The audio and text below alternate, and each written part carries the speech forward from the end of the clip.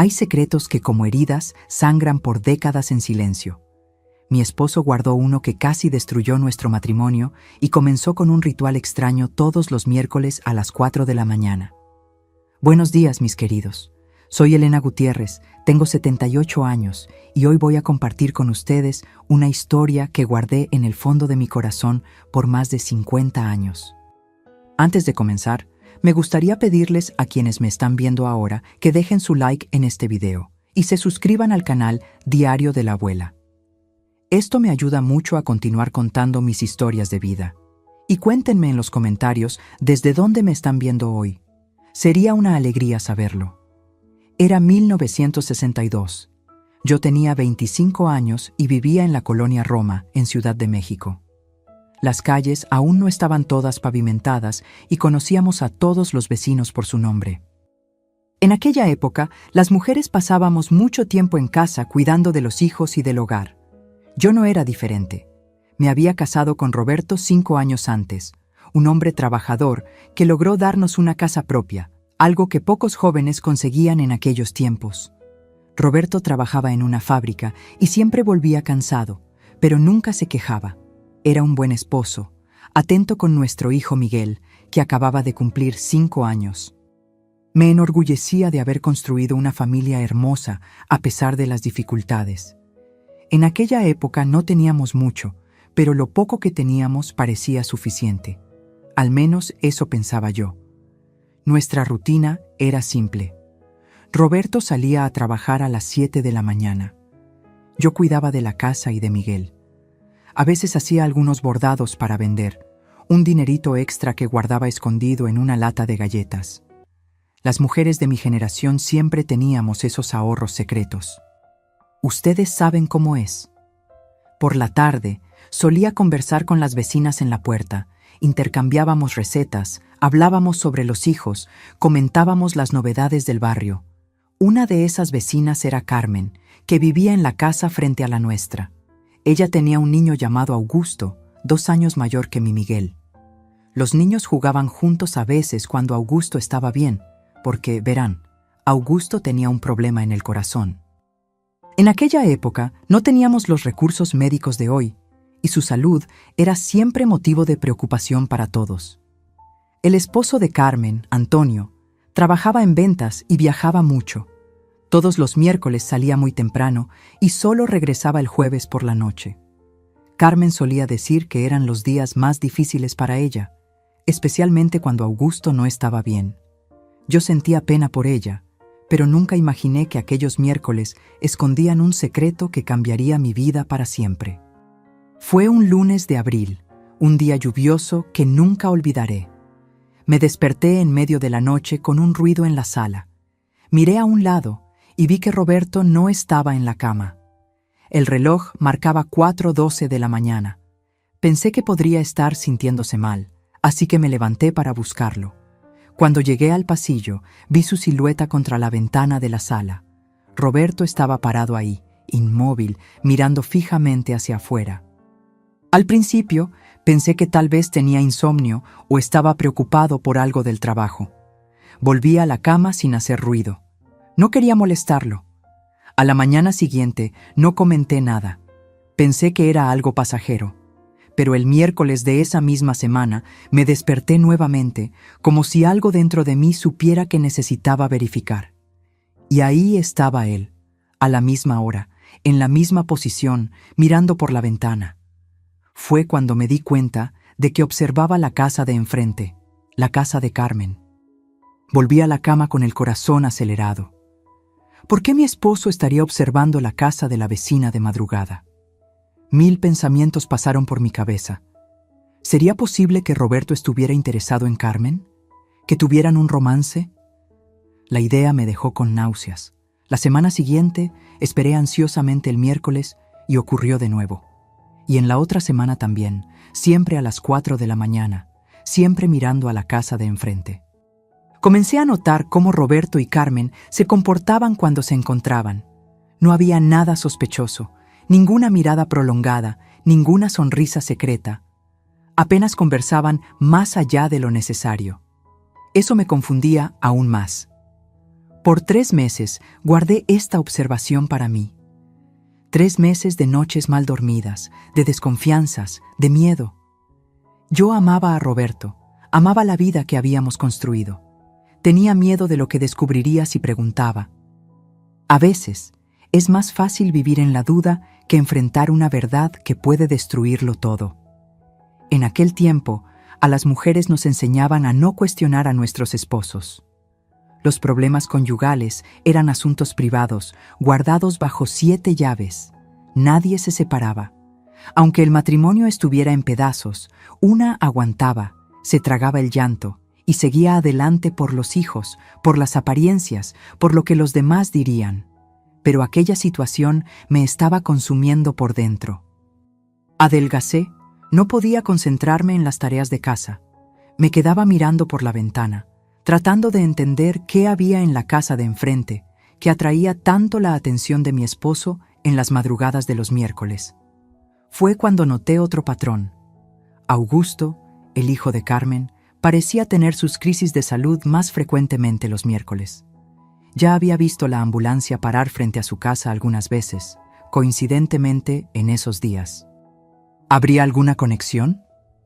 El último miércoles de julio de 1962 tomé valor. Puse el despertador para que sonara a las 3:45 de la mañana. Me vestí en silencio y esperé en la cocina oscura. Como un reloj, Roberto se levantó a las 4 y fue hacia la ventana de la sala. Dejé pasar algunos minutos y entonces encendí la luz. ¿Qué estás haciendo, Roberto?, pregunté con la voz temblorosa.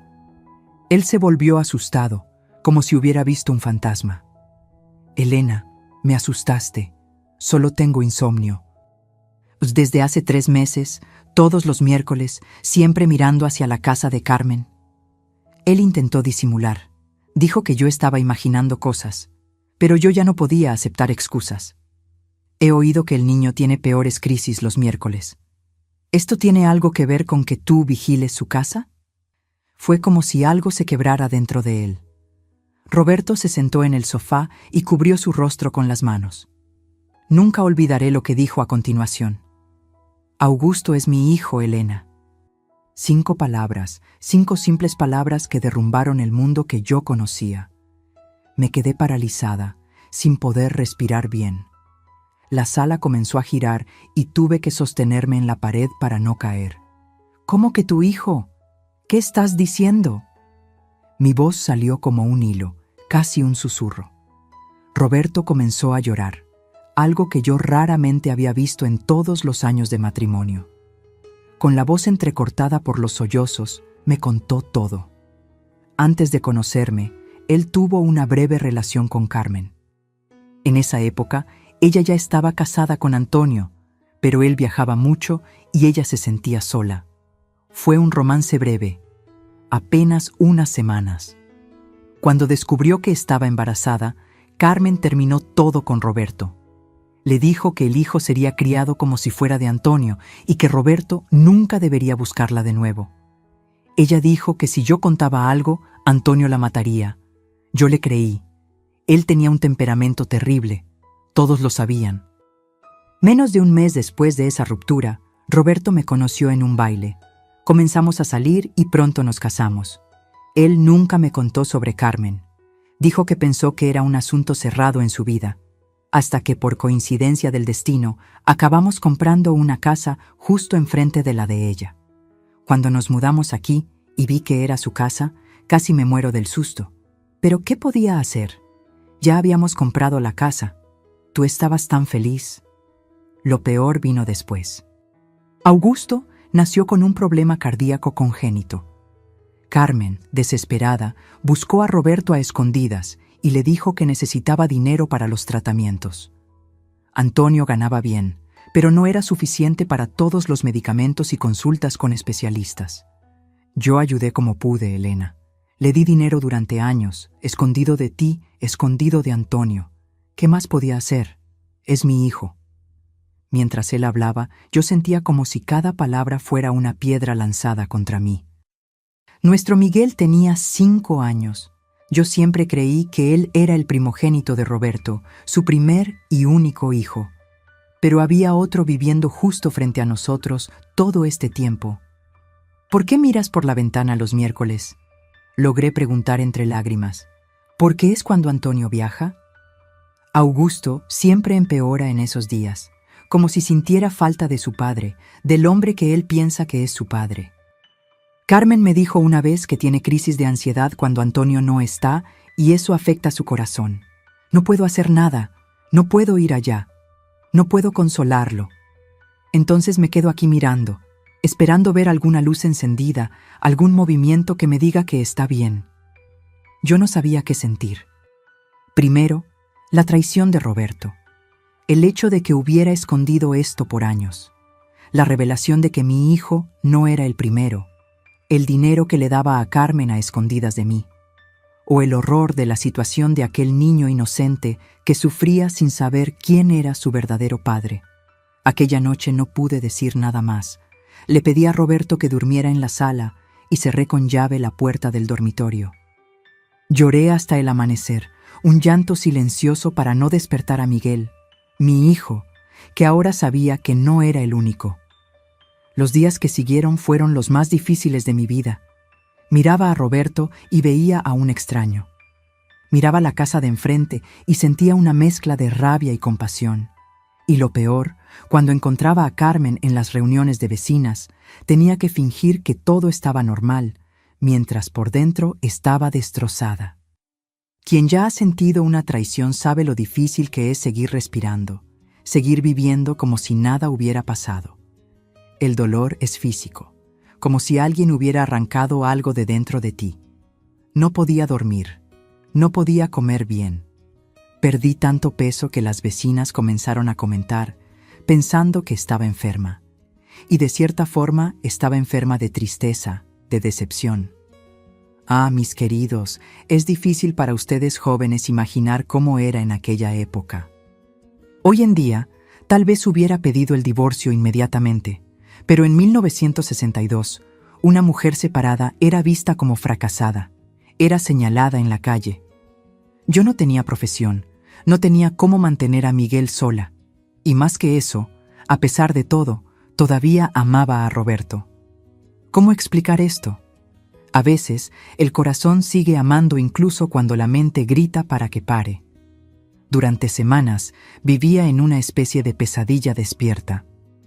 Caminaba por la casa como un fantasma, cumpliendo mis obligaciones de madre y ama de casa por puro automatismo.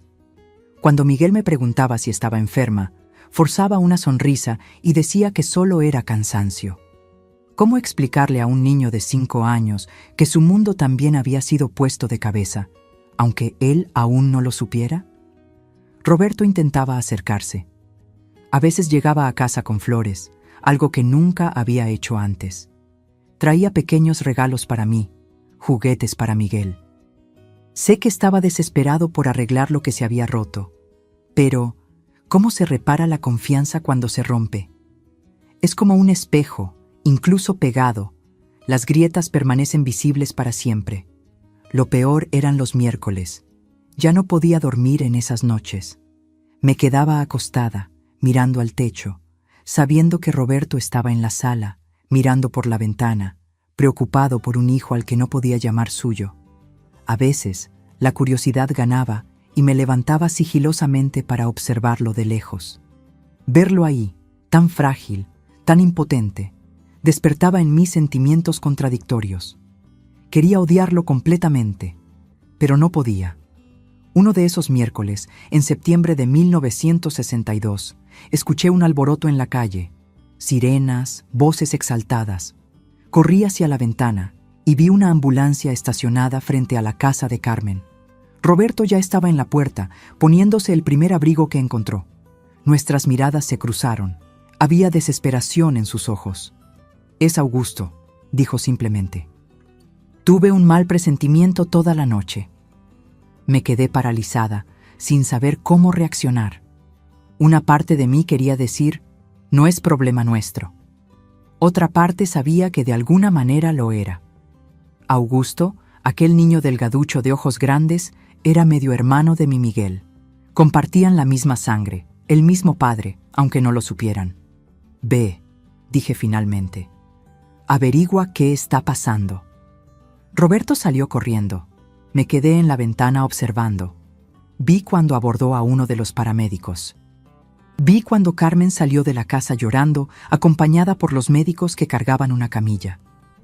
Encima de ella, un cuerpecito pequeño e inmóvil que hizo que mi corazón se encogiera. Me quedé ahí inmóvil, observando la escena desarrollarse como si viera una película. Vi cuando pusieron a Augusto en la ambulancia, cuando Carmen entró justo después. Vi cuando Roberto volvió a casa con un rostro tan pálido que parecía haber visto un fantasma. Tuvo un paro cardíaco. Su voz salió entrecortada. Lograron reanimarlo, pero está muy grave. Lo están llevando al Hospital General. En ese momento, algo cambió dentro de mí. La rabia seguía ahí, el dolor de la traición también. Pero surgió otra cosa, una preocupación genuina por aquel niño inocente que no tenía culpa de nada. ¿Cómo se las va a arreglar Carmen sola? Antonio está viajando, ¿verdad? Me sorprendí preguntando. Roberto me miró sorprendido, como si no esperara que me importara. Va a llamar a su hermana, pero vive lejos. Tardará horas en llegar. Tomé una decisión que nos sorprendió a ambos. Voy a preparar a Miguel e iremos al hospital. Ella no debería estar sola en un momento así. La expresión de Roberto, una mezcla de gratitud, alivio e incredulidad, es algo que todavía recuerdo con claridad. No dijo nada, solo asintió con lágrimas en los ojos. Llegamos al Hospital General poco después de las 7 de la mañana. El edificio imponente, con sus pasillos interminables, olía a desinfectante y miedo. Encontramos a Carmen sentada sola en la sala de espera, pareciendo más pequeña y más frágil de lo que jamás la había visto.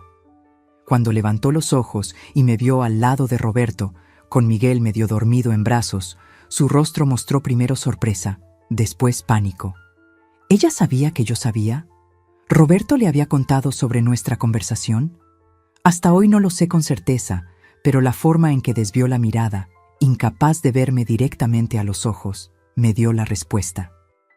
Vine para ayudar, dije simplemente, sentándome a su lado. Nadie debería pasar por esto sola. Carmen comenzó a llorar silenciosamente, las lágrimas corriendo por su rostro pálido y cansado. Por un momento, olvidé todo el rencor y simplemente sostuve su mano. Dos madres unidas por la preocupación por un niño. Esa era la única verdad que importaba en aquel momento. Las horas en el hospital parecieron eternas. Miguel acabó haciendo amistad con una enfermera que le dio lápiz y papel para dibujar. Roberto caminaba de un lado a otro, fumando un cigarro tras otro. En aquella época se podía fumar en los hospitales, imagínense. Carmen y yo permanecíamos sentadas una al lado de la otra, en un silencio cargado de palabras no dichas. A media tarde, un médico finalmente apareció. Era un hombre mayor, de cabello canoso y expresión grave. «Señora Pérez», llamó mirando a Carmen. «Su hijo está estable, pero la situación es seria. Su corazón está muy comprometido. Necesita una cirugía que no hacemos aquí en México». El médico explicó que había un procedimiento nuevo siendo realizado en los Estados Unidos que podría ayudar a Augusto, pero costaba una fortuna, mucho más allá de lo que una familia de clase media mexicana podría pagar en 1962. Carmen se derrumbó. Vi la desesperación en sus ojos, la misma desesperación que cualquier madre sentiría al saber que no podría salvar a su hijo. ¿No hay otra opción, doctor?, Roberto preguntó con voz temblorosa. «Podemos estabilizarlo con medicación, intentar mantener el cuadro controlado, pero a largo plazo...» El médico no completó la frase, no necesitaba hacerlo. Volvimos a casa al final de la tarde. Augusto quedaría internado por algunos días. Carmen permanecería en el hospital. Su hermana había llegado y se quedaría con ella. El camino de regreso fue silencioso. Miguel se durmió en el asiento trasero del coche, exhausto por la larga espera en el hospital. Aquella noche, después de acostar a Miguel, me senté a la mesa de la cocina. Roberto preparó un café fuerte para ambos, una rareza, ya que hacer café generalmente era mi función. ¿Por qué fuiste al hospital hoy?, preguntó finalmente, rompiendo el pesado silencio. Miré la taza humeante frente a mí, buscando una respuesta que ni yo misma comprendía completamente. Porque un niño estaba muriendo, respondí al fin. Y porque él es hermano de Miguel, aunque nadie más lo sepa. Roberto sostuvo mi mano sobre la mesa, un gesto tan simple y tan poderoso al mismo tiempo. Fue la primera vez que permití su contacto desde la revelación. ¿Qué vamos a hacer?, preguntó. Y había tanto dolor e incertidumbre en su voz que sentí mi corazón ablandarse un poco más. No lo sé, respondí honestamente, pero creo que tenemos que ayudar de alguna manera. En los días siguientes, una idea comenzó a formarse en mi mente. Aquella lata de galletas donde guardaba el dinero de las ventas de mis bordados no era mucho, pero tal vez podría ayudar con los medicamentos. Nunca le conté a Roberto sobre estos ahorros. Era mi pequeño secreto, mi seguridad para tiempos difíciles. ¿Y qué tiempo más difícil podría haber? Una semana después, cuando Augusto ya estaba en casa, tomé una decisión.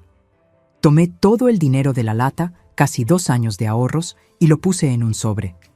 No era ni remotamente suficiente para la cirugía en Estados Unidos, pero podría ayudar con los medicamentos caros que el niño necesitaría tomar.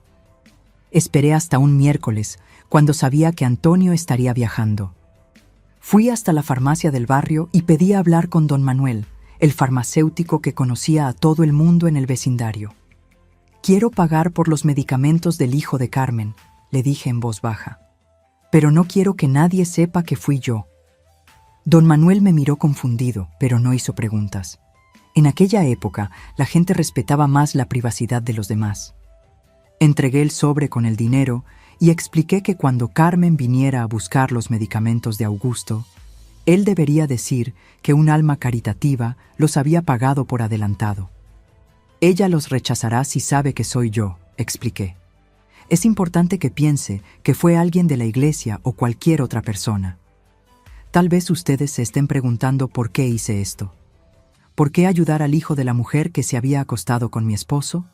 La respuesta no es simple. Parte era por Augusto, un niño inocente sufriendo. Parte era por Miguel, que sin saberlo tenía un hermano. Y parte, créanlo o no, era por mí misma. Me di cuenta de que el resentimiento me estaba consumiendo por dentro, transformándome en una persona amargada que yo no quería ser. El domingo siguiente, durante el almuerzo después de la misa, Carmen vino hasta nuestra mesa en la cafetería de la plaza. Estaba con los ojos llorosos. «No van a creer», dijo, mirándome principalmente a mí. «Alguien pagó por adelantado los medicamentos de Augusto en la farmacia. 6 meses de medicación». Roberto me lanzó una mirada interrogante. Fingí sorpresa. «¡Qué maravilla!», respondí con una sonrisa. «Debe haber sido alguien de la congregación. El padre José siempre habla de tu niño en las oraciones». Carmen se secó una lágrima. «Es un milagro. Justo ahora que Antonio está con problemas en la empresa y el dinero está escaso». En ese momento, mirando el alivio en su rostro, sentí algo extraño dentro de mí. No era perdón, todavía no, pero era un pequeño paso hacia la paz. Las semanas fueron pasando, transformándose en meses. El otoño dio paso al invierno, el invierno a la primavera. Mi relación con Roberto seguía frágil, pero estábamos intentando reconstruirla poco a poco. Él ya no se despertaba de madrugada para mirar por la ventana, al menos no que yo hubiera notado. En vez de eso, pasaba por la farmacia todas las semanas para preguntar discretamente a don Manuel sobre los medicamentos de Augusto. Una noche, en junio de 1963, mientras lavaba los platos de la cena, hice una pregunta que venía atormentándome. ¿Amabas a Carmen? Roberto, que secaba los platos a mi lado, detuvo el movimiento, sorprendido por la pregunta repentina. «No», respondió tras un momento de reflexión. Fue un error, Elena. Ella estaba sola. Yo estaba solo. Antonio viajaba demasiado. No fue amor, fue debilidad». Continué lavando los platos. absorbiendo aquella respuesta. ¿Y Augusto, lo amas? Esa pregunta era más difícil, más dolorosa. Vi cuando Roberto tragó saliva, los ojos fijos en el plato que secaba por demasiado tiempo. Nunca pude ser su padre, dijo finalmente. Pero sí, lo amo tanto como amo a Miguel, solo que de un modo diferente, un modo que duele más, porque nunca podré demostrarlo. Aquella respuesta tan honesta y tan triste abrió otra pequeña grieta en el muro que había construido alrededor de mi corazón. El mes siguiente, Augusto tuvo otra crisis. Esta vez, Roberto y yo fuimos juntos al hospital. Ya no necesitábamos excusas. Los vecinos consideraban natural que ayudáramos, ya que Carmen estaba sola la mayor parte del tiempo. Antonio, siempre ausente, telefoneó desde el interior, pero dijo que no podría volver antes del fin de semana. Fue en esta hospitalización que conocimos al doctor Pablo Mendoza, un joven cardiólogo que había hecho especialización en los Estados Unidos. Se interesó por el caso de Augusto y mencionó que un hospital en Ciudad de México estaba comenzando a realizar el procedimiento que antes solo se hacía en el extranjero. Todavía es experimental, explicó, y caro, pero no tan caro como ir a Estados Unidos. La esperanza surgió como una pequeña llama. Tal vez, solo tal vez, habría una oportunidad para Augusto. En la vuelta a casa, Roberto estaba diferente. Había una determinación en sus ojos que no veía hacía mucho tiempo. «Voy a vender el carro», anunció súbitamente mientras cenábamos. «¿Qué?», exclamé sorprendida. Aquel Volkswagen era su orgullo, fruto de años de ahorro. «Para la cirugía de Augusto», explicó. «No será suficiente, pero es un comienzo». Lo miré por un largo momento. El hombre frente a mí ya no era el joven irresponsable que había traicionado la confianza de todos. Era un padre dispuesto a sacrificar todo por un hijo, incluso un hijo que no podía llamar suyo. «No vendas el carro», dije finalmente. «Tengo una idea mejor». Al día siguiente, busqué a mi amiga Concepción, que trabajaba en el ayuntamiento. Le conté sobre Augusto, sobre la cirugía, sobre la necesidad de recaudar fondos.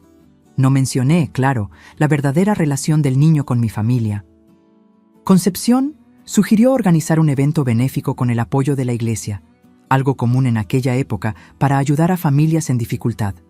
Y así nació el Bazar de la Solidaridad para el pequeño Augusto, realizado un domingo soleado de agosto de 1963, en el patio de la iglesia parroquial.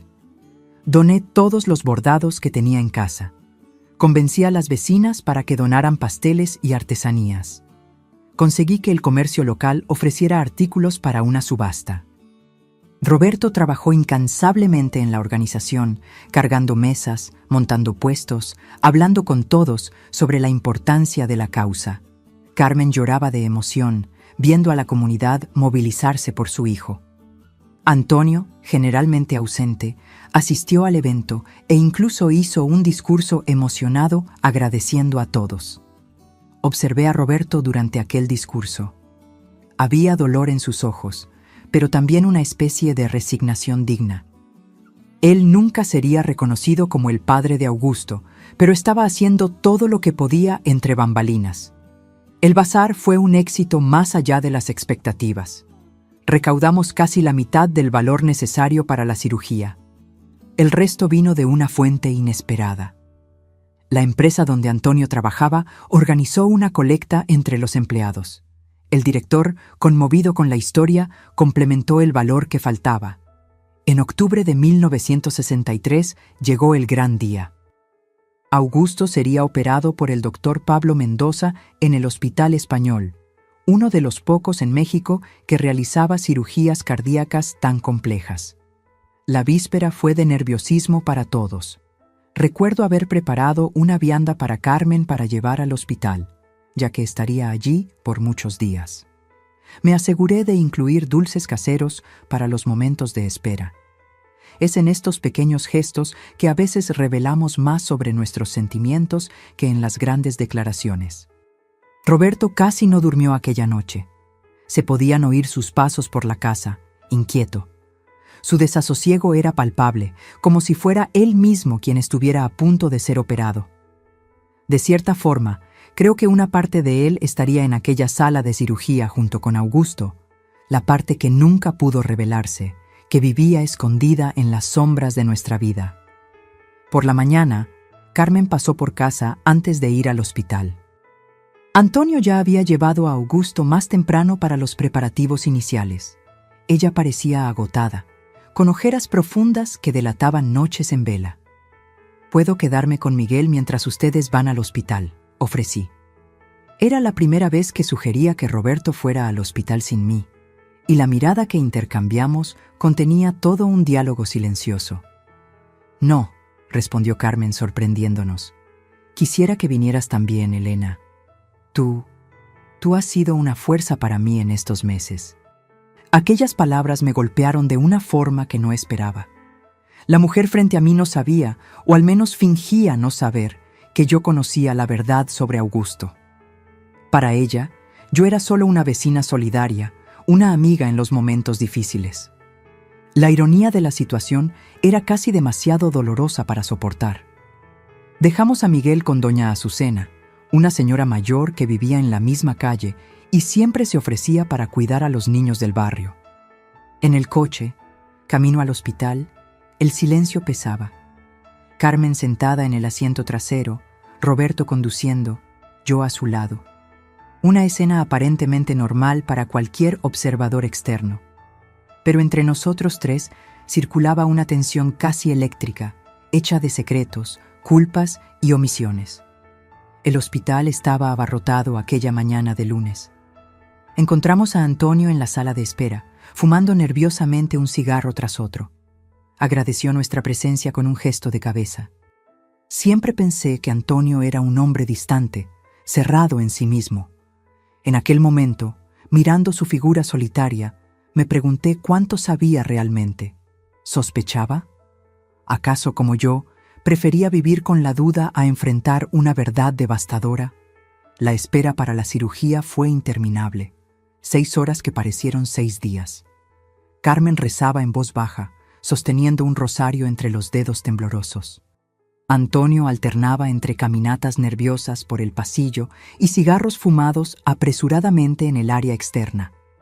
Roberto permanecía sentado, inmóvil como una estatua, la mirada fija en la puerta por donde los médicos eventualmente saldrían.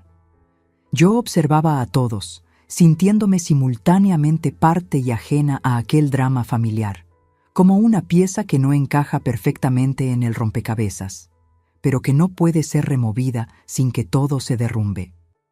Tantas verdades no dichas flotaban en el aire de aquella sala de espera. Tantas palabras atragantadas en las gargantas de todos nosotros. Finalmente, el doctor Pablo Mendoza apareció, todavía usando el gorro quirúrgico. Su rostro joven parecía cansado, pero había un brillo en sus ojos que hizo saltar mi corazón. «La cirugía fue un éxito», anunció. Y fue como si toda la sala respirara al unísono por primera vez en horas. Augusto reaccionó muy bien al procedimiento. Es un chico fuerte. Carmen se derrumbó en lágrimas en los brazos de Antonio, que parecía haber envejecido 10 años aquel día. Roberto giró el rostro para disimular la emoción, pero pude ver las lágrimas que corrían silenciosamente. En cuanto a mí, sentí un alivio tan grande que mis piernas flaquearon y tuve que sentarme. El médico explicó que Augusto quedaría en la UCI por algunos días. Después sería transferido a una habitación normal. La recuperación sería larga, pero las perspectivas eran alentadoras. Por primera vez en años, había esperanza real de que pudiera tener una vida casi normal. «Tienen un niño muy valiente», dijo el doctor Mendoza antes de despedirse.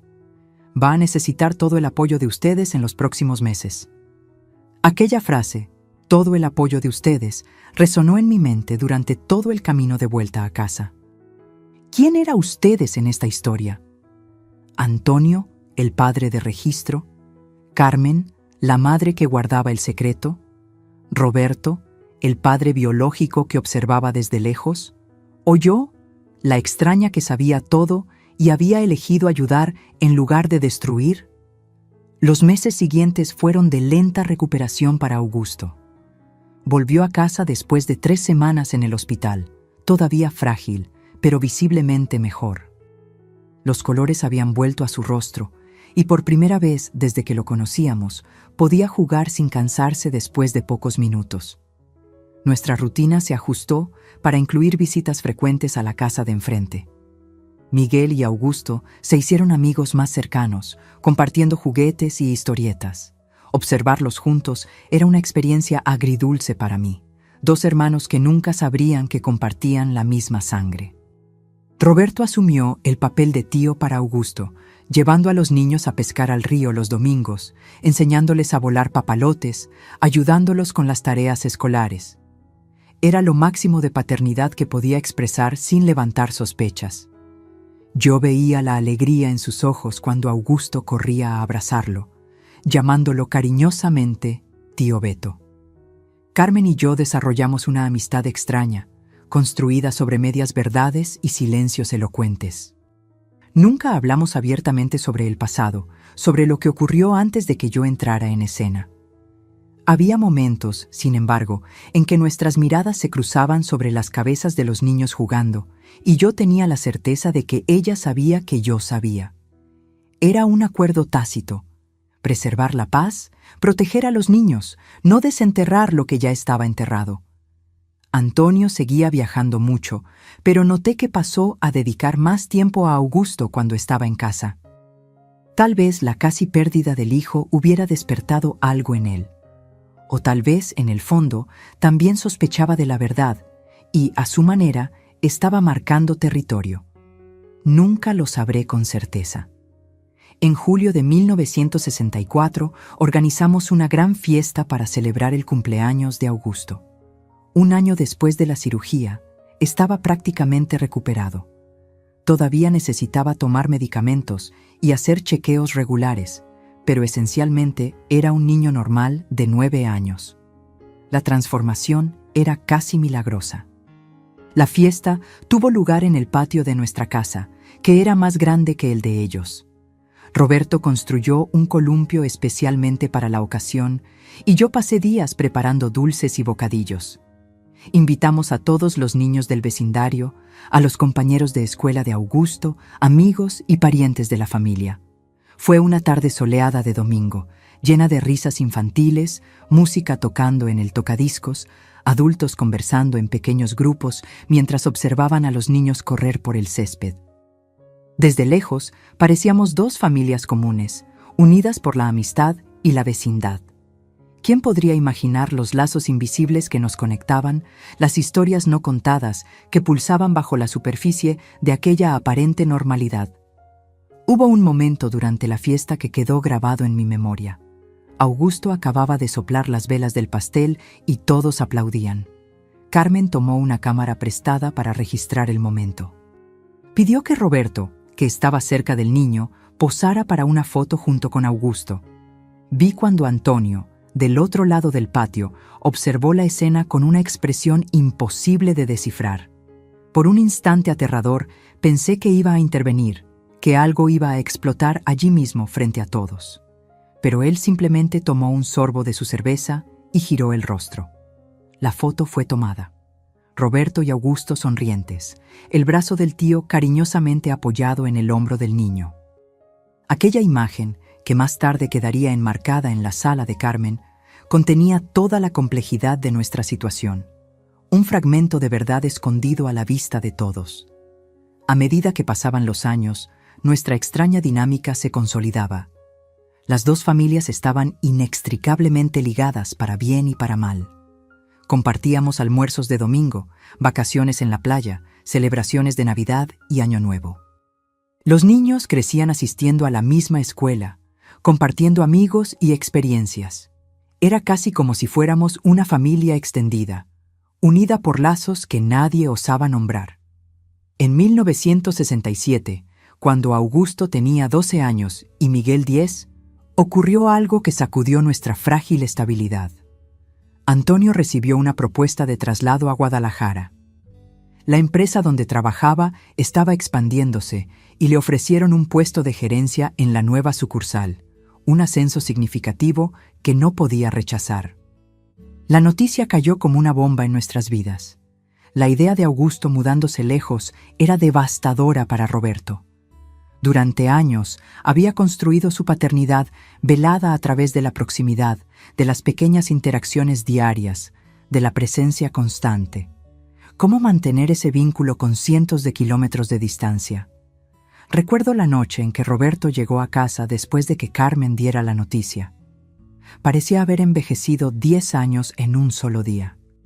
«Se mudarán a fin de año», dijo con la voz quebrada, sentándose pesadamente a la mesa de la cocina. Antonio ya aceptó el puesto.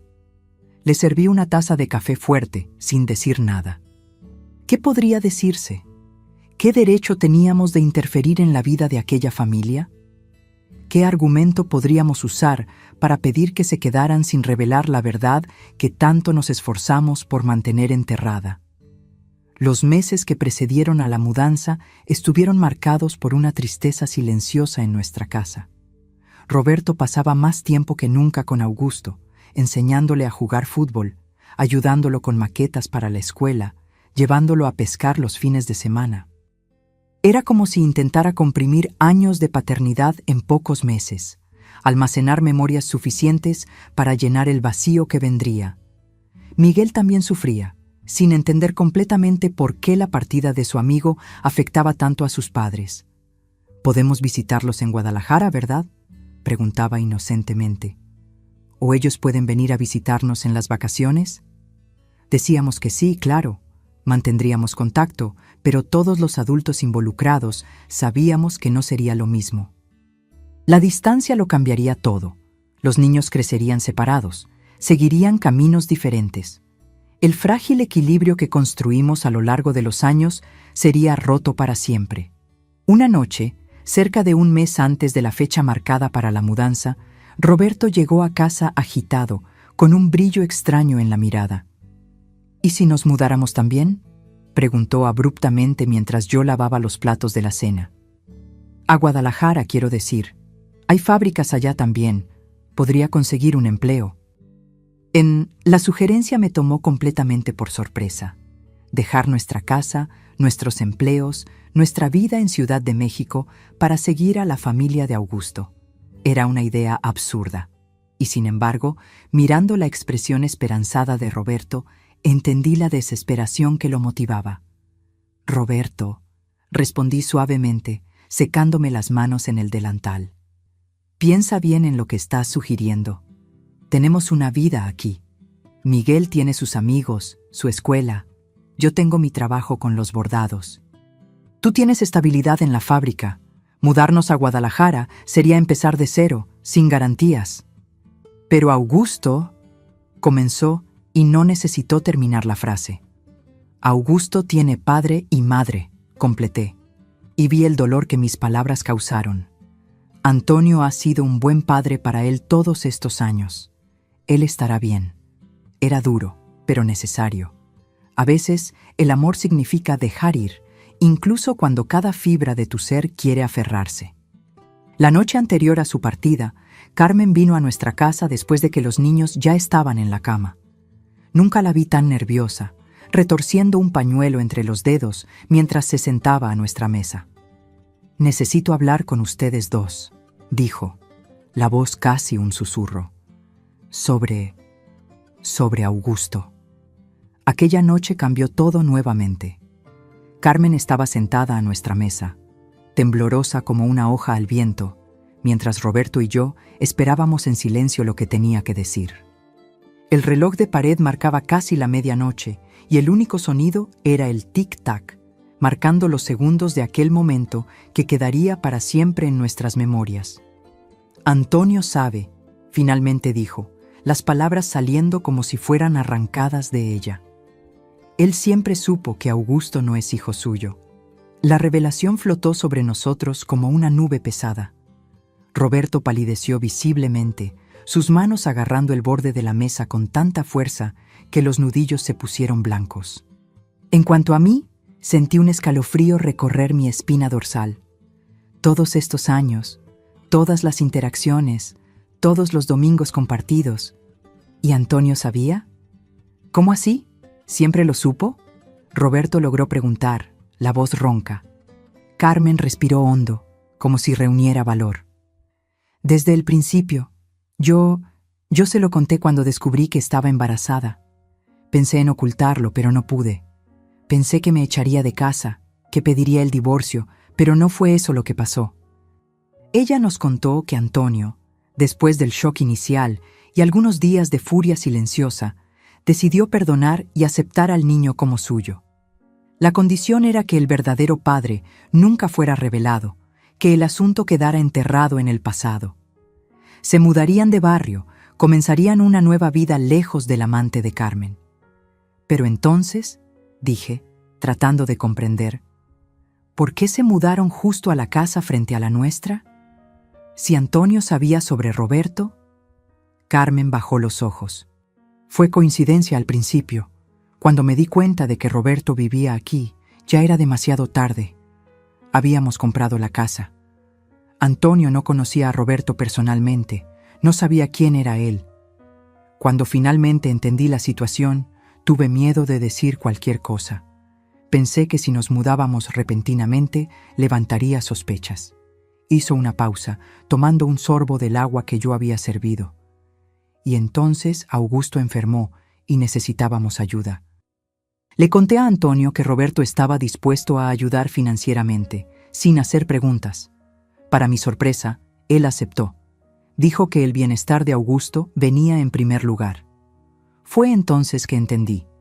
Todos estos años no había solo un secreto siendo guardado, sino varios, capas y más capas de verdades no dichas, acuerdos silenciosos, pactos de supervivencia. No éramos solo Roberto y yo escondiendo lo que sabíamos de Carmen y Antonio.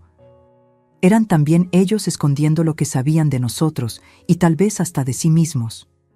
¿Por qué nos estás contando esto ahora?, pregunté, aunque ya sospechaba la respuesta.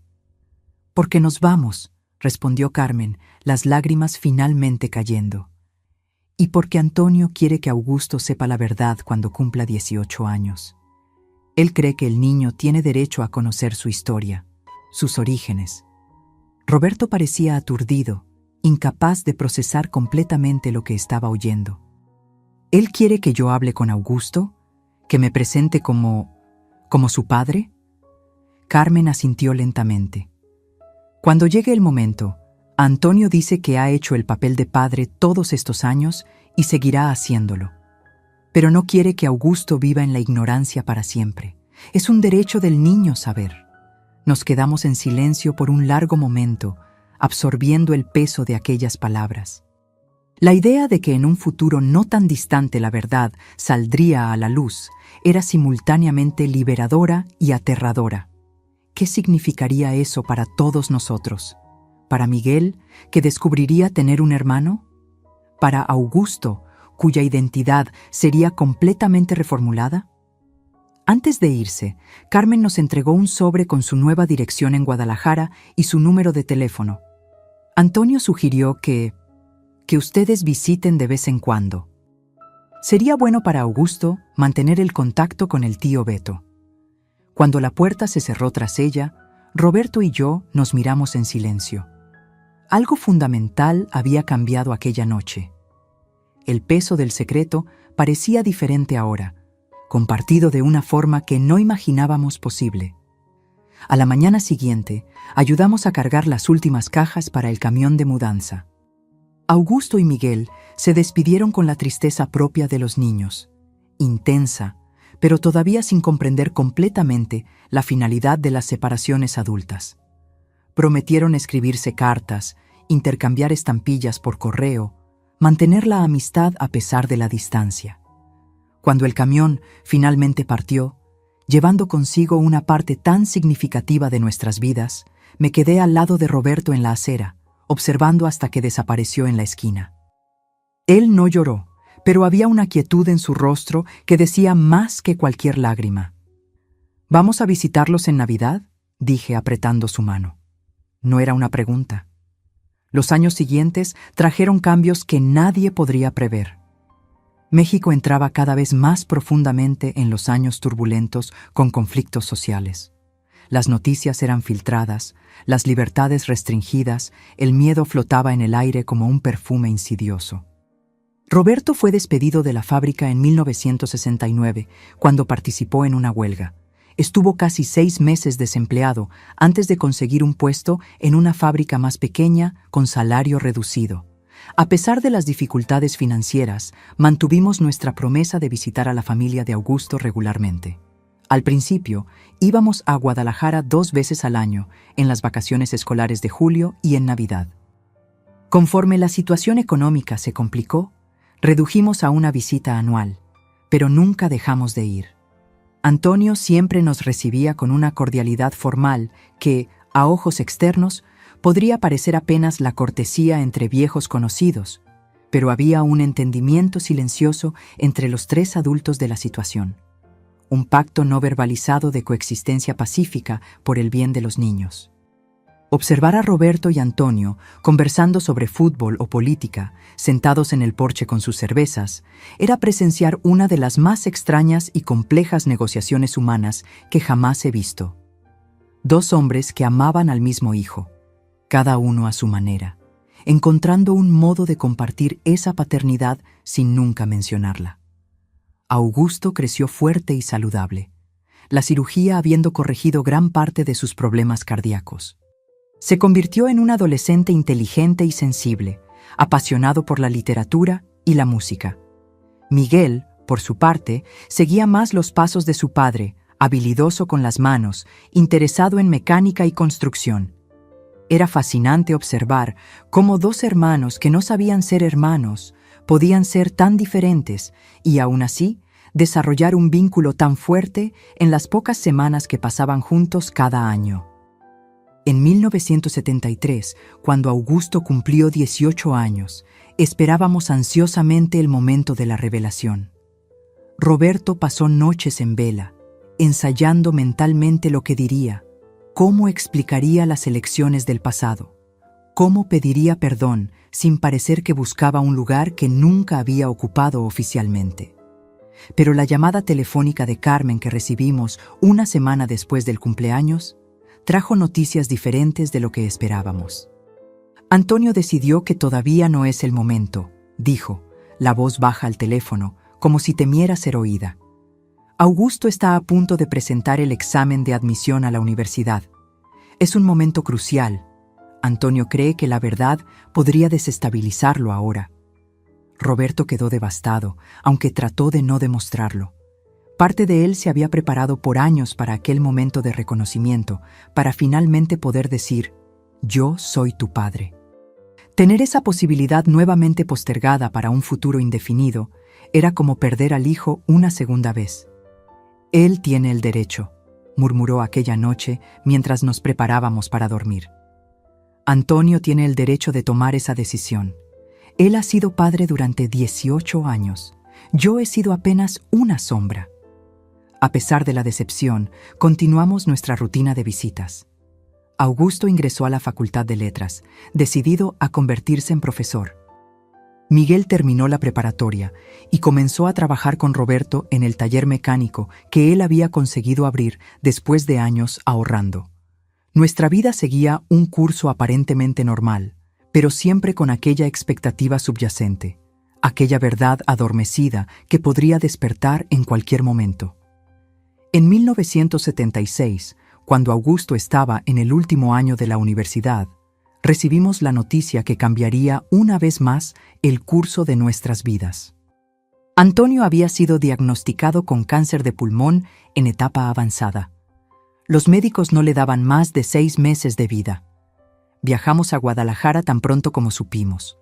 Antonio estaba irreconocible, delgado y amarillento, la enfermedad consumiéndolo rápidamente. A pesar de su condición, insistió en hablar con Roberto a solas. Los 2 hombres se encerraron en el pequeño estudio del apartamento por casi 2 horas.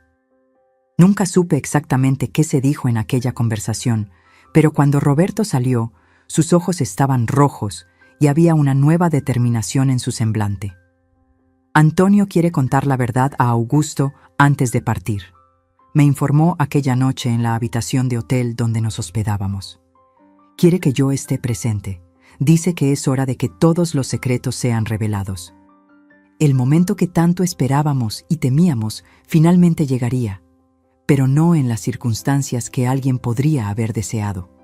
No habría celebración, solo la solemnidad de la muerte inminente flotando sobre la revelación. La conversación ocurrió 2 semanas después, cuando volvimos a Guadalajara. Antonio había empeorado considerablemente en ese corto periodo. Estaba en cama, necesitando oxígeno para respirar. Aún así, insistió en estar sentado en la sala cuando Augusto llegara de la universidad. Carmen, Roberto y yo esperábamos en un silencio casi absoluto, cada uno perdido en sus propios pensamientos. El sonido de la llave en la cerradura nos sobresaltó a todos. Augusto entró sorprendido al vernos reunidos con expresiones tan graves. «¿Qué pasa, papá? Deberías estar en la cama», dijo inmediatamente preocupado por Antonio. «Hijo», Antonio respondió con voz débil. «Hay algo importante que necesito contarte, algo que debería haberte dicho hace mucho tiempo». Me quedé en la cocina con Carmen durante la conversación.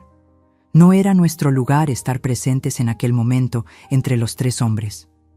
El padre que crió, el padre biológico y el hijo que no sabía que tenía 2 padres.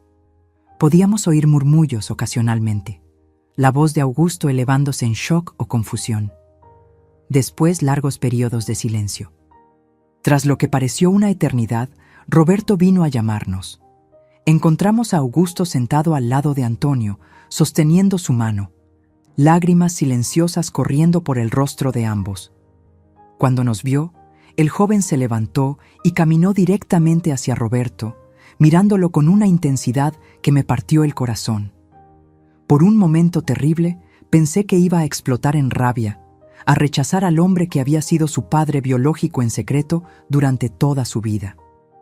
En vez de eso, Augusto hizo algo que ninguno de nosotros esperaba. Abrazó a Roberto con fuerza, como nunca lo había hecho antes. «Gracias por salvar mi vida», susurró, refiriéndose no solo a la cirugía años atrás, sino a todo el apoyo silencioso, la presencia constante, aunque distante, al amor discreto, pero inquebrantable. En aquel abrazo entre padre e hijo, presencié la disolución de décadas de secretos. Vi cómo la verdad, incluso cuando es dolorosa, también puede ser liberadora. Vi a 2 hombres comenzando a reconstruir su relación sobre nuevas bases. Ya no tío y sobrino, sino padre e hijo, finalmente reconocidos uno por el otro. Antonio falleció 3 semanas después, pacificado por haber finalmente compartido el peso que cargó por tanto tiempo. En su funeral, Augusto tuvo a 2 hombres a su lado para apoyarlo en su duelo. Roberto, su padre biológico recién descubierto, y Miguel, el hermano que acababa de conocer como hermano.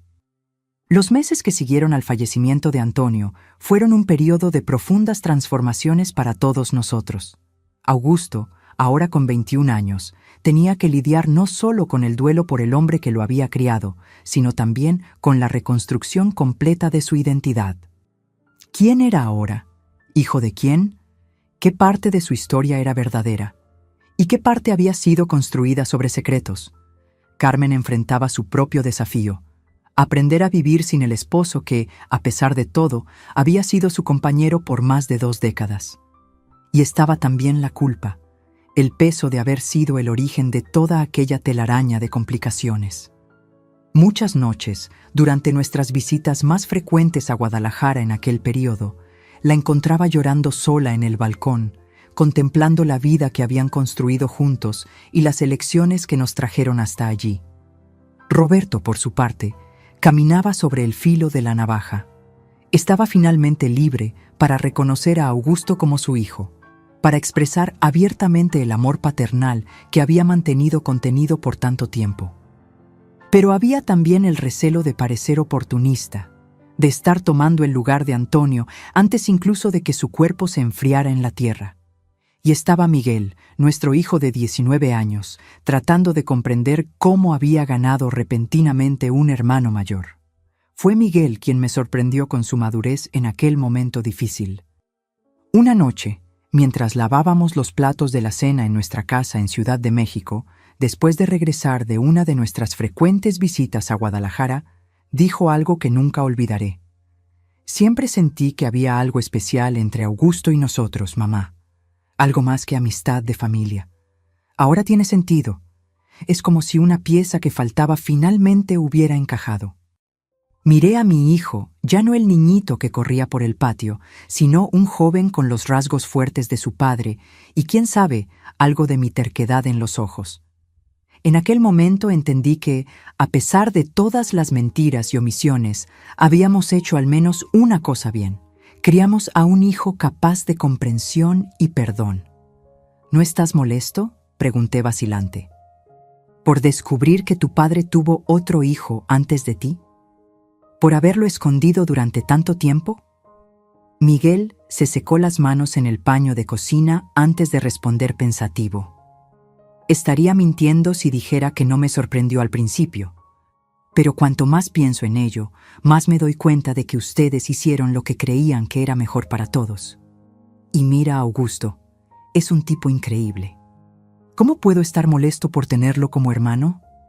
Aquella conversación fue como un bálsamo para mi corazón cansado. Si Miguel, con sus 19 años, podía encontrar espacio para comprensión y aceptación, tal vez hubiera esperanza para todos nosotros. El año 1977 trajo novedades que nadie podría prever. Augusto, recién graduado, recibió una propuesta para enseñar español y literatura en una escuela en Veracruz. Estaba más cerca de Ciudad de México que Guadalajara, una oportunidad de recomenzar en un lugar nuevo, pero todavía lo suficientemente cerca para mantener contacto frecuente con Carmen y con nosotros. Roberto casi no contuvo la alegría cuando Augusto nos telefoneó con la noticia. La idea de tener al hijo más cerca, de poder construir una relación más presente después de tantos años de distancia, era como un sueño que nunca se había permitido tener completamente. ¿Crees que viene por mí?, me preguntó una noche, la voz cargada de esperanza e inseguridad. ¿O será solo la oportunidad de empleo? Probablemente un poco de ambas cosas, respondí honestamente. ¿Y eso no es maravilloso? Significa que quiere conocerte mejor, que está abierto a esta nueva relación, pero también que es independiente, que está siguiendo su propio camino. Con Augusto viviendo a solo unas horas de distancia, nuestra dinámica familiar se transformó nuevamente. Él venía a pasar un fin de semana con nosotros cada 2 semanas. Al principio, había cierta formalidad, un cuidado excesivo en las palabras y gestos, como si todos estuviéramos pisando sobre cáscaras de huevo. Pero gradualmente, a medida que pasaban los meses, la naturalidad fue volviendo.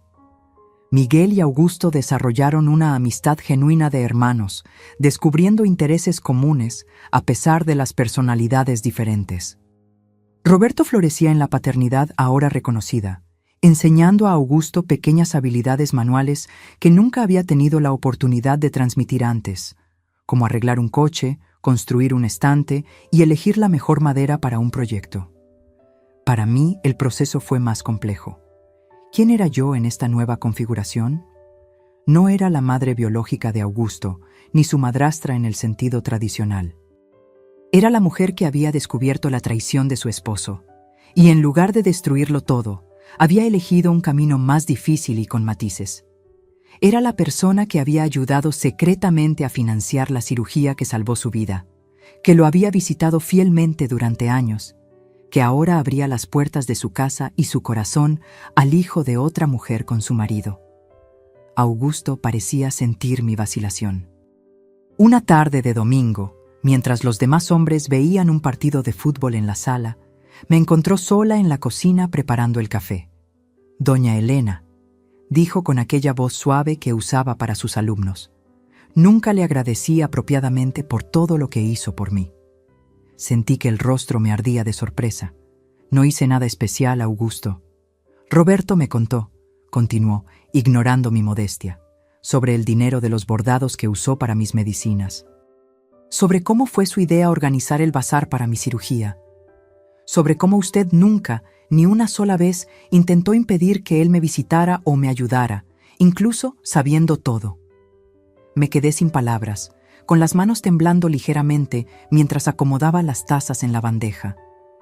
Usted podría haberlo destruido todo, prosiguió. Podría haber contado la verdad, expuesto a mi madre, alejado a Roberto. Habría sido su derecho. En lugar de eso, eligió el camino más difícil. ¿Por qué? La pregunta flotó entre nosotros, exigiendo una honestidad que raramente verbalizaba incluso para mí misma. Porque había mucho más en juego que mi orgullo herido, respondí finalmente. Estabas tú, un niño inocente que necesitaba ayuda. Estaba Miguel, que adoraba a su amigo mayor. Estaba Roberto, que a pesar de su error, era un buen hombre tratando de hacer lo correcto en una situación imposible. Y estaba yo misma. No quería convertirme en una persona amargada, consumida por el resentimiento. Augusto asintió lentamente, como si estuviera absorbiendo cada palabra. Entonces, en un gesto que me tomó completamente por sorpresa, se inclinó y besó mi frente, el tipo de beso que un hijo da a su madre. Gracias por ser mi familia también, dijo simplemente antes de tomar la bandeja de café y llevarla a la sala, dejándome sola con lágrimas silenciosas que no eran de tristeza, sino de una emoción que no consigo nombrar hasta hoy. En 1978, Carmen nos sorprendió con el anuncio de que vendería el apartamento en Guadalajara y también se mudaría a Veracruz para estar más cerca de su hijo. Al principio me sentí aprensiva. ¿Cómo sería tener a Carmen cerca de nuevo después de tantos años de distancia cuidadosamente mantenida? Pero Roberto me recordó gentilmente. Ella también perdió mucho, Elena, y ahora está sola. Así, nuestra extraña constelación familiar se expandió una vez más. Carmen se instaló en un pequeño apartamento cerca del de Augusto en Veracruz. En las fechas especiales, cumpleaños, Navidad, Año Nuevo, nos reuníamos todos. A veces en Veracruz, a veces en nuestra casa en Ciudad de México. Para quien mirase desde fuera, éramos apenas una familia extendida común, unidos por lazos de amistad y parentesco distante. Solo nosotros conocíamos la compleja red de relaciones que realmente nos conectaba. El tiempo, ese gran maestro, fue suavizando las asperezas. Lo que antes era doloroso de recordar se convirtió apenas en una parte de nuestra historia compartida. Los secretos, una vez expuestos a la luz del día, perdieron parte de su poder para herir. No éramos una familia perfecta, lejos de eso, pero éramos una familia que eligió el perdón en vez del resentimiento, la unión en vez de la división. En 1980, Augusto nos presentó a Mariana, una colega profesora de quien se había enamorado, una joven dulce e inteligente que lo miraba con esa admiración especial de los primeros amores verdaderos. Su boda al año siguiente fue uno de los días más emocionantes de nuestras vidas. Ver a Augusto en el altar con Roberto como su padrino fue la concreción de un tipo de redención que nadie había imaginado posible. En la recepción, mientras todos bailaban y celebraban, encontré a Carmen sentada sola en un rincón, observando la fiesta con ojos llorosos. «Él está feliz», dije, sentándome a su lado. «Ustedes criaron a un hombre maravilloso, Carmen». Ella me miró con sorpresa, tal vez por la inclusión deliberada en ese «ustedes». «Antonio hizo la mayor parte», respondió con voz entrecortada. «Yo solo lo compliqué todo». «Todos cometemos errores», respondí, sorprendiéndome a mí misma con la serenidad que sentía. «Lo importante es lo que hacemos después de ellos. Y ustedes dos, tú y Antonio, hicieron mucho bien. Míralo». Señalé a Augusto, que giraba en la pista de baile con su novia, radiante de felicidad. «Gracias, Elena», Carmen susurró, cubriendo mi mano con la suya. «Por todo, por tu fortaleza todos estos años». Jazz. Fue la primera vez que intercambiamos un gesto verdaderamente afectuoso, sin el peso de los secretos entre nosotras. No éramos amigas en el sentido convencional, nunca lo seríamos, pero habíamos alcanzado un tipo de paz que parecía imposible en aquella noche distante de 1962, cuando descubrí a Roberto mirando por la ventana a las 4 de la mañana. En 1983 nació Carolina, la primera hija de Augusto y Mariana, la primera nieta de Roberto, aunque técnicamente Miguel aún no tenía hijos. Ver a mi esposo sosteniendo a aquella bebita en el hospital, lágrimas no disimuladas corriendo por su rostro arrugado, fue uno de los momentos más profundos de nuestra vida juntos. Todo el dolor, todos los sacrificios, todas las complicaciones parecían valer la pena en aquel simple momento de pura alegría. Carolina fue seguida por Eduardo 2 años después, y entonces, en 1986, Miguel finalmente se casó con Denise, su novia de mucho tiempo. Su primer hijo, Lucas, nació al año siguiente. Nuestra familia continuaba creciendo, ramificándose en nuevas direcciones, creando nuevos lazos que ya no dependían de los secretos del pasado. Los miércoles nunca más fueron un día especialmente tenso en nuestra casa. Roberto ya no necesitaba despertarse de madrugada para observar por la ventana. Podía simplemente llamar por teléfono a su hijo y preguntar cómo estaba. El ritual secreto que había iniciado toda esta jornada se había convertido apenas en un recuerdo distante, una historia que contaríamos a los nietos cuando fueran lo suficientemente mayores para comprender. Y ahora, sentada aquí, con mis 78 años, mirando hacia atrás, hacia todos los caminos tortuosos que nos trajeron hasta este momento, no puedo dejar de maravillarme con la capacidad humana de superar, de perdonar, de construir algo hermoso a partir de las cenizas del dolor. Roberto partió hace 5 años, pacíficamente durante el sueño. Augusto y Miguel estaban ambos a su lado en el hospital en los días finales. Carmen nos dejó el año pasado después de una larga batalla contra el Alzheimer. Pero el legado de todos ellos, el amor complejo, imperfecto, pero verdadero que compartieron, continúa vivo en las nuevas generaciones de nuestra familia.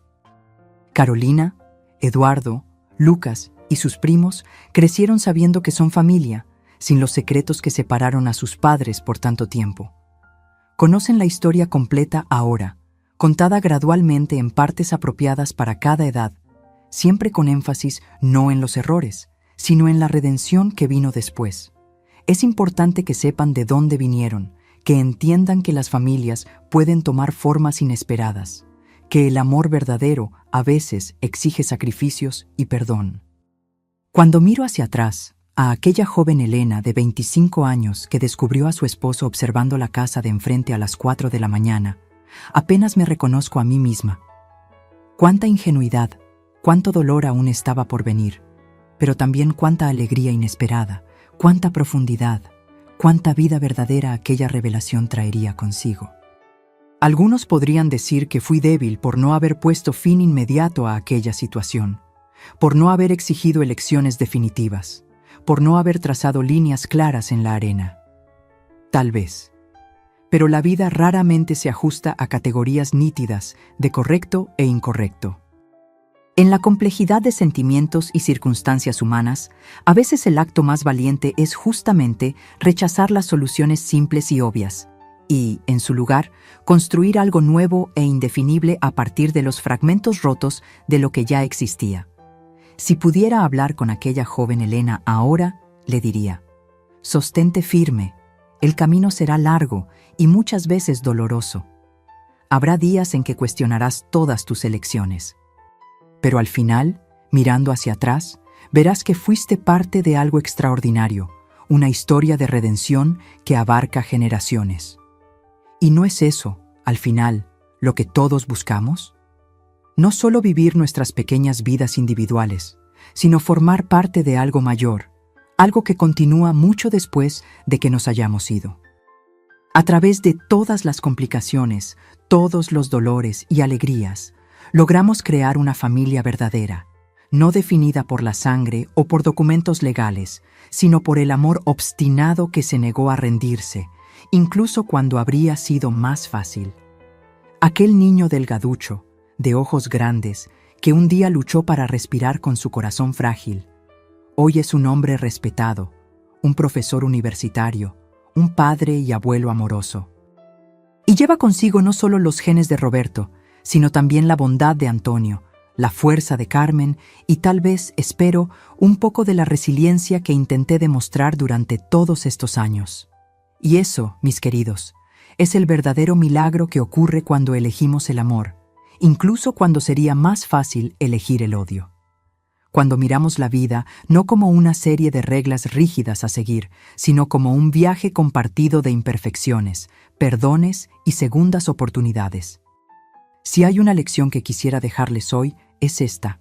No teman la complejidad del amor. No se apresuren a juzgar las elecciones de los demás o incluso las suyas propias. A veces, el camino más difícil, el que parece imposible de navegar, es exactamente el que llevará a las bendiciones más inesperadas. Y ahora, antes de terminar esta historia, quiero agradecer a todos ustedes que me han acompañado hasta aquí, que me permitieron compartir esta parte tan íntima y compleja de mi vida. Recuerden siempre, no son los secretos los que nos definen, sino lo que elegimos hacer cuando finalmente salen a la luz. Si esta historia tocó su corazón de alguna manera, por favor, dejen su like en este video y suscríbanse al canal Diario de la Abuela para más historias como esta. Sus comentarios también significan mucho para mí. Cuéntenme qué sintieron al escuchar mi historia y desde dónde me están viendo hoy. Gracias por acompañarme en este viaje de memorias y hasta el próximo video. Tentar nuevamente.